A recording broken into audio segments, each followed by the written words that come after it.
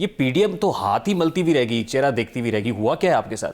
किसी हद तक जो इम्प्रेशन था या जो कि जिस तरह की एक्टिविटी हो रही थी या जो एक हम मैसेज दे भी रहे थे या माहौल था वो इसी तरह का था कि परवेज़ लाई वोट ऑफ कॉन्फिडेंस में कामयाब नहीं होगा लेने में, और उसकी वजूहत बड़ी सारी थी क्योंकि लोग बातशात करते रहते हैं और मिलते हैं। आई मीन कि गवर्नमेंट ट्रेजरी बेंचेस की और हमें इजहार करते हैं कि हम इनको छोड़ चुके हैं या छोड़ देंगे, या इस किस्म की चीज़ें होती हैं जैसे पॉलिटिकल लोग इस किस्म की चीज़ों पे एतबार भी करते हैं। तो मेरा वही हमारा ये ख्याल था कि जो लोग कह रहे हैं हमें, और ये इतना बड़ा फिगर नहीं था, 186 था, तो हम कहते थे कम से कम ये 178 180 को क्रॉस नहीं करेंगे। राजा साहब धोखा हुआ आपके साथ? धोखा नहीं है, मेरा ख्याल है कुछ चीज़ें पॉलिटिकली कोई लोग कोशिश करते हैं, तो लास्ट मोमेंट पे जो हमें पता चला है उसमें तो यही सामने चीज़ आई है कि कुछ लोगों को क्यू लीग के भी हमारे साथ थे, 4 बंदे तो पक्के थे, 4-5 100% हमें कहा गया कि वो हमारे साथ हैं और वो वोट देंगे आपको।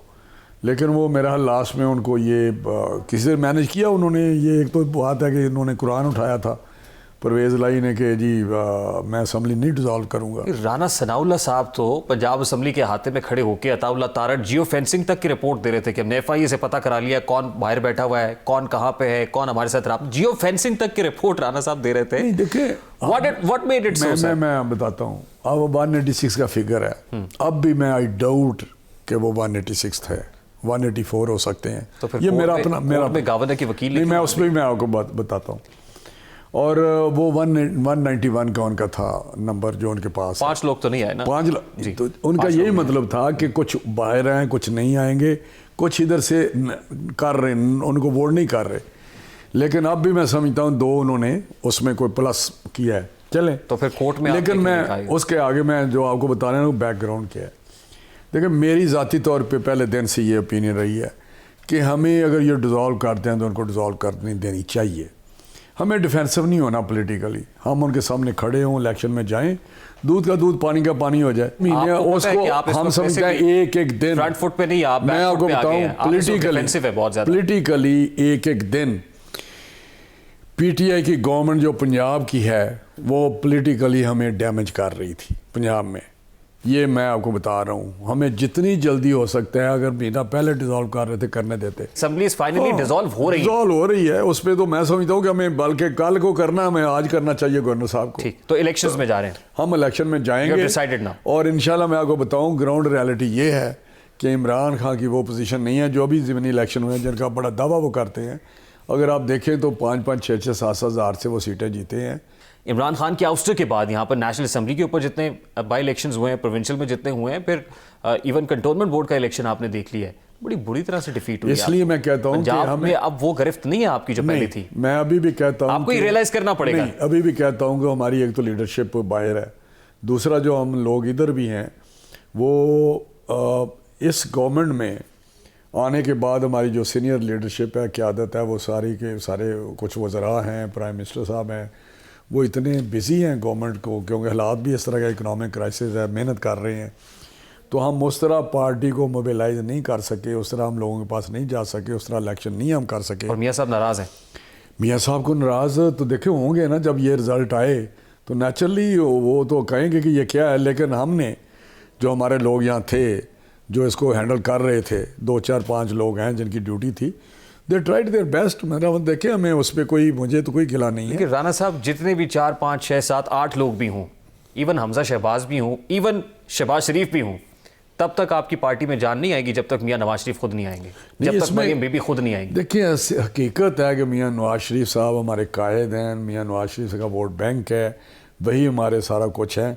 लेकिन हम भी उनके आगे नुमाइंदे हैं, उन्हीं की एक शक्ल लेके चल रहे हैं। लेकिन इंशाल्लाह वो आएंगे, जब इलेक्शन आएगा ना, अभी आ गया ना इलेक्शन, तो वो आ जाएंगे। ये तो बहुत अरसे से हम ये गुज़श्ता साल से नहीं सुन रहे आ हैं कि मियाँ जाएंगे, साहब आ रहे हैं। इलेक्शन पे आ जाएंगे। अगर वो भी नहीं आए, इलेक्शंस तो आ गए सर, तो आ जाएंगे, आप देखेंगे उनको इधर। अच्छा, एक क्रेडिट मैं आपको दूंगा, शरकपुर वाली सीट थी शरकपुरी साहब की, वो आपने बड़े अच्छे तरीके से कंटेस्ट की बाई इलेक्शंस के अंदर, वहाँ पे आपकी विक्ट्री है। ये क्रेडिट आपको मिलना चाहिए कि आपकी मेहनत थी, आपके लोगों ने बड़ी जान मारी और वहाँ से वो सीट निकाली है। Otherwise things are not in your hands. जहाँ हमने मेहनत की जहाँ हमने दिल जान से मैंने मेहनत की, रात दिन एक किया, और मेरे साथियों ने, मुस्लिम लीग नून के साथियों ने, हमारे सारे जो हरारकी है, चेयरमैन है, हमारे जो भी सेटअप है हमारा पार्टी के, अगर दूसरे हल्कों में भी इस तरह हो, जीतने के लिए जान मारनी पड़ती है। हाँ, और वो जान कितनी मारते हैं ये पीटीआई वाले। आप जरा कंपेयर करें ना कि इमरान खान खुद कंटेस्ट भी कर रहा था, साथ ही साथ मैं बताऊं कि जी वहाँ पे शरकपुर शरीफ में 60-70 के करीब मिनिस्टर्स प्रोविंशियल, उनकी असद उमर, तमाम वहाँ लीडरान थे, इंक्लूडिंग MN MP, सब की ड्यूटियाँ थी, इंक्लूडिंग एडमिनिस्ट्रेशन। राशिद यास्मीन राशिद उसका नाम है, वो थी। It's a long list. लेकिन हमारी तरफ से, पार्टी की तरफ से कोई भी नहीं था स्वाय मेरा तो हल्का है, मैं मेहनत कर रहा था। लेकिन मैंने कहा, वहाँ खड़ा हुआ, लोगों को बताया मैं खड़ा हूँ आपके साथ, लोग मेरे साथ चले। लम्हा फिक्री है नून लीग के नहीं, इसलिए मैं कहता हूँ कि ये इलेक्शन हम जीत जाएंगे। असर नो बहुत सारी मैसिव चेंजेस करनी पड़ेंगी आपको। चेंजेस के साथ साथ अब MP जो हमारे खड़े होंगे ना, वो मेहनत करेंगे, आपको मैं बता रहा हूँ। देखें आप किस तरह ये इलेक्शन होते हैं। मरियम बीबी को तंजीम साजी अगर शेखुपुरा है ना, इंशाल्लाह हम जीत जाएंगे। तंजीम साजी का टास्क, चले शेखुपुरा से तो आप खैर मेहनत कर रहे हैं और आपने प्रूफ भी किया है, लेकिन ओवरऑल जैसे आप कह रहे हैं कि बाकी जगहों पे भी मेहनत होगी, डिलीवर करेंगे, इंशाल्लाह होगी। मरियम बीबी को तंजीम साजी का टास्क दिया गया है, रीस्ट्रक्चरिंग देख रहे हैं, मैसिव चेंजेस देख रहे हैं इतनी डिफीट्स के बाद। नहीं, मेरा ख्याल है कोई बहुत सारी चीज़ें चेंज तो नहीं होंगी, लेकिन कुछ ना कोई इसी ने जगह करना पड़ेगा। एक तो मैं समझता हूँ कि अब हमें उन लोगों को ज़रूर ये टास्क देना चाहिए जो होल टाइम ये काम करें, तंजीम साजी का, आप लोगों के पास जाएं, मोबिलाइज़ करें। अब वो नहीं है कि मुख्तलिफ़ किस्म की ड्यूटीज़ जो हैं वो मेरा ख्याल अब टाइम नहीं है। ये तो फुल टाइम जॉब है कि सारा दिन मोबिलाइज। देखिए, हमने जब कन्वेंशन शुरू किए थे, वर्कर्स कन्वेंशन, सक्सेसफुली, बड़े इम्प्रेसिव, हमने हर डिस्ट्रिक्ट लेवल पे शाहिद खान अब्बासी, यासन इकबाल, सारे हम लोगों ने ये किए और पूरी हमने एक पूरी हाउस चलाई। लेकिन कुछ चीज़ें प्रायोरिटी आ जाती हैं। प्रायोरिटी ये थी कि उधर हम सारे बैठे हुए हैं, फिर अब गवर्नमेंट बन गया, 9 महीने से उसमें लगे हुए हैं। फ्रैंकली स्पीकिंग, इस वक्त पार्टी के अंदर कोई रिजेंटमेंट है मौरूसी सियासत वाले एलिमेंट को लेके कि मरियम बीबी को ये टास्क दे दिया गया, हमजा शहबाज को पंजाब के अंदर चीफ मिनिस्टर बना दिया गया, जो एक बड़ा बुरा फैसला था मेरी दानिश के अंदर, कोई और भी हो सकता था। तो इस तरह के सेंटिमेंट को लेके पार्टी के अंदर कोई रिजेंटमेंट है?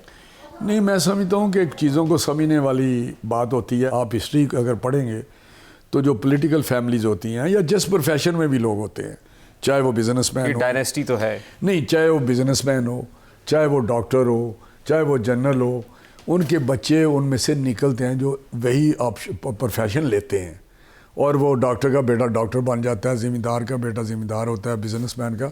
लेकिन जो सियासतदान है, एक हल्का है, उस पर वहाँ इन्वेस्टमेंट की हुई है उसने, लेकिन निकलता वो है।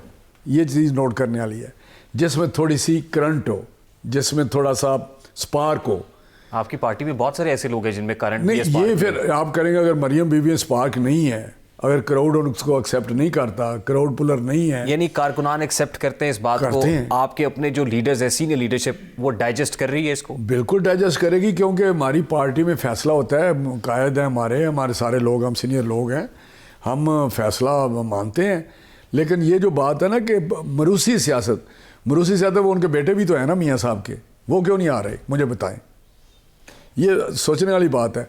अगर मेरी फैमिली में अगर मेरे बच्चे हैं तो कोई उनमें से अगर निकल सकता है सियासत में, निकलेगा, वरना खत्म हो जाएगा। जुनैद सफदर साहब के बारे में बहुत सुना कि वो भी पाकिस्तान आ रहे हैं और वो भी पॉलिटिकली मेरा नहीं ख्याल, उन्होंने डिनाई भी किया, लेकिन अगर वो अभी तो बहुत बच्चा है, अभी उसका क्या उसमें रोल हो सकता है। अच्छा राना साहब, अभी तो 2 सूबों के अंदर असम्बलीज डिसॉल्व हो रही हैं, मरकज़ के अंदर भी सूरत हाल को तगड़ी दिखाई नहीं दे रही है। आपकी जो इत्तेहादी हैं, MQM के बड़े इश्यूज चल रहे हैं लोकल बॉडी इलेक्शन को लेके, सिंध हुकूमत की चल नहीं रही है वहाँ पे, तो मरकज़ में अगर सदर मुमलिकत ने वज़ीर आज़म को एतमाद का वोट लेने का कह दिया तो क्या करेंगे? 10,000 दफ़ा हम तैयार हैं, ना MQM कही जाएगी। वो तो आप पंजाब में भी तैयार थे। नहीं, वो और बात है। आप नहीं समझते कि सूबाई असम्बलीज डिसॉल्व होने के बाद जनरल इंतखाब होना चाहिए, आम इंतखाबात की तरफ जाना चाहिए? नहीं, मैं समझता हूँ कि बिल्कुल नहीं है।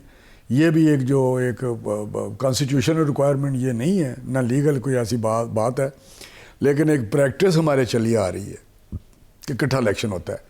वो उसकी वजह क्या थी कि वो 58(2)B होता था, प्रेसिडेंट के पास। 85 में भी इलेक्शंस अलग-अलग हुए हैं, 93 में इलेक्शंस अलग हुए हैं, और उसके पहले तो 3 दिन बाद होते थे। बिल्कुल होते वैसे ही होते थे। मैंने बेशुमार इलेक्शन लड़े हैं। मेरे इलेक्शन के बाद 3 दिन बाद प्रोविंशियल असेंबली का होता था। ठीक, हम तो जीत के बैठ जाते थे। आप समझते कि अभी भी अलग-अलग हो सकते हैं इलेक्शन? मैं कहता हूँ कोई उसमें नहीं है। दुनिया में जहाँ स्टेट्स है, मेरी बात, सूबे हैं, इंडिया में भी ऐसे होता है, ऐसे होता है। अमेरिका नहीं, लेकिन एक प्रॉब्लम है ना सर, अमेरिका प्रॉब्लम यह है कि आप मरकज में हुकूमत रखना चाहते हैं, हुकूमत रख के आपको IMF के साथ डील करनी है, IMF से पैसे लेने हैं, वहां से 9.7 बिलियन कमिट किया है, जो प्लेजेस आए हैं वो भी किसी ने गारंटी देनी है कि बिल्कुल ठीक तरीके से होगा।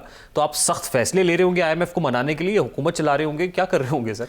देखिए, ये चीज़ें कोई ऑप्शन नहीं है, ये कॉन्स्टिट्यूशनल एक रिक्वायरमेंट है। असम्बली डिसॉल्व होगी तो अब सिंध असम्बली है, बलोचिस्तान असम्बली है, कश्मीर असम्बली है, ये जो GB की है वो है, नेशनल असम्बली है।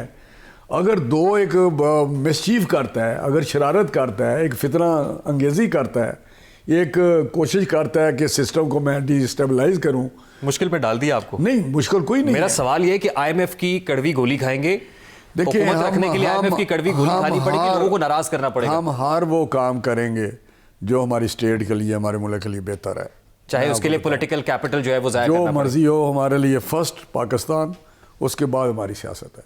लास्टली, मुस्लिम लीग नून ने काफ़ी पॉलिटिकली लॉस किया है सर, एग्री करते हैं इससे?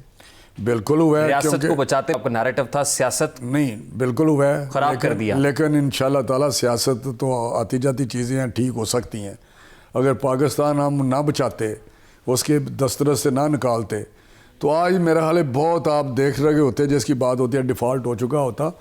लेकिन ये ज़रूरी था, सियासत तो ठीक हो जाएगी। लोग ऐसा ऐसा समझ रहे हैं कि ये सारा किया दरा उसका है, उसको निकालना ज़रूरी था। वरना मुस्लिम लीग नून और उसकी क़यादत अवाम के लिए जो उन्होंने 35 साल खिदमत की है, 18 में कैसा पाकिस्तान था, 13 से 18 तक एक खुशहाल पाकिस्तान, एक तरक्की करता हुआ पाकिस्तान, एक स्टेबल पाकिस्तान। लोग 13 से 18 वाली परफॉर्मेंस नहीं देखेंगे सर, लोग आपकी ये 6-7-8 नहीं, मैं बात कर रहा हूँ परफॉर्मेंस हमारी वो है, कंपेयर करेंगे। लेकिन अगर हमें 4 साल की तबाही दे के उसने 18 में जो दिया, हमने उसको एक वर्स्ट पाकिस्तान दे दिया, तो उसको उस क्राइसिस निकालने की थोड़ा टाइम चाहिए हमें। बहुत बहुत शुक्रिया। राना तनवीर हुसैन साहब हमारे साथ मौजूद थे।